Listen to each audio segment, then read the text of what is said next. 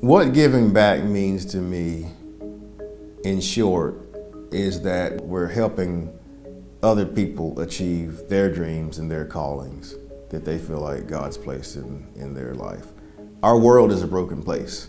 I think anyone that would think differently hasn't really taken a good look at what's going on. Our world is a broken place, and many people feel called to fix as much as they can that's broken. I mean, that's a big driving thing that people look for. How do I fix this? They see something broken, how do I fix it? I think that's an innate thing that God puts in people, the desire to fix something. He's expressing His love and redemption through people. That someone feels called, we need to drill some wells in Africa. Someone feels called, we need to provide clothing for kids in the inner city. Someone feels called that we need to teach people English because that's a language that will help them succeed. So there's all these people that have these calls, but then there's well, how do I make this happen? And I think one of the things that God does so that we don't become prideful is He makes us interdependent. So they have a call, they have a gift, and a lot of times we lift those people up, the Mother Teresa's and all those folks, and say, oh, they're doing something wonderful. Someone has to financially support that. And so one of the things that's become clear to me is because our firm has been successful, God has blessed us with lots of opportunities. Our opportunity to be a part of that redemptive cycle, if you will, and how we help other people is that we provide financial resources for those folks that are what I call on the front line. The ministry team allows people that come and work for the company to actually participate in the things that we do. So we could create a foundation, and that foundation would be a third party and they just go do things. And then people come to work, but they're not connected to the activities. So one of the things that you find when you're doing ministries is that you actually get blessed too. And that's what a lot of people don't really understand. When you're giving back, you're actually blessing yourself.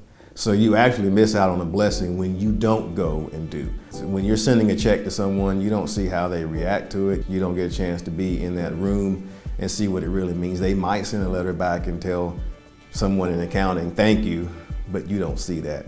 But when you get to go and actually sit in front of that classroom and see those kids and go in there and deliver those backpacks and support that teacher, you really get to see what it's all about, and you get blessed and you get changed.